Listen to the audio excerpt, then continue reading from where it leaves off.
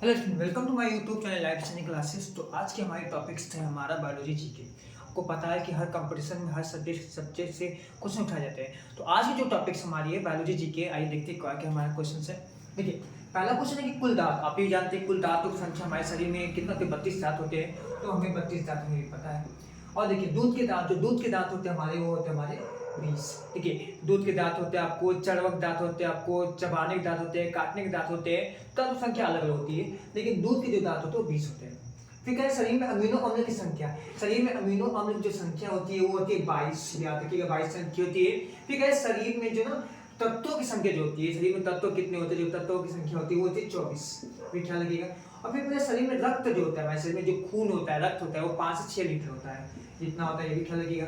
और शरीर में पानी जो होता है हमारा 22 लीटर होता है, और देखा जाए तो यानी कि 70% होता है। परसेंटेज के हिसाब से देखा जाए तो 70% होगा, और लीटर के हिसाब से देखा जाए तो 22 लीटर होगा आपको। फिर देखिए, शरीर में रक्त का जो पीएच मान है वो होता है 7.4। सबका अलग अलग पीएच मान होता है। 5.5 से जब कम होता है कोई पीएच मान, तो दांत का टूटना हो जाता है, टूटने लगता है, तो सबका अलग अलग पीएच मान होता है।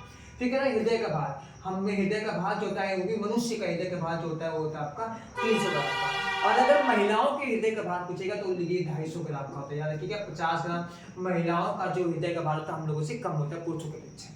फिर कह रहा है छोटी आंत, छोटी आंत की जो लंबाई होती है वो होती है 22 फीट की, भी ख्याल रखिएगा।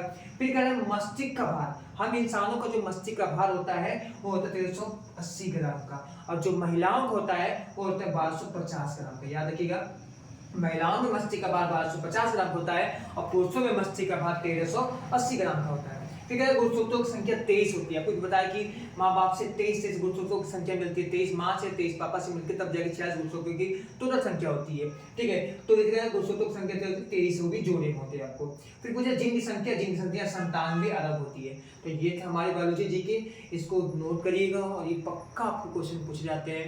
ठीक है, तो अगर हमारे चैनल पर नए हैं तो please subscribe my channel and share and other. Thank you, bye bye.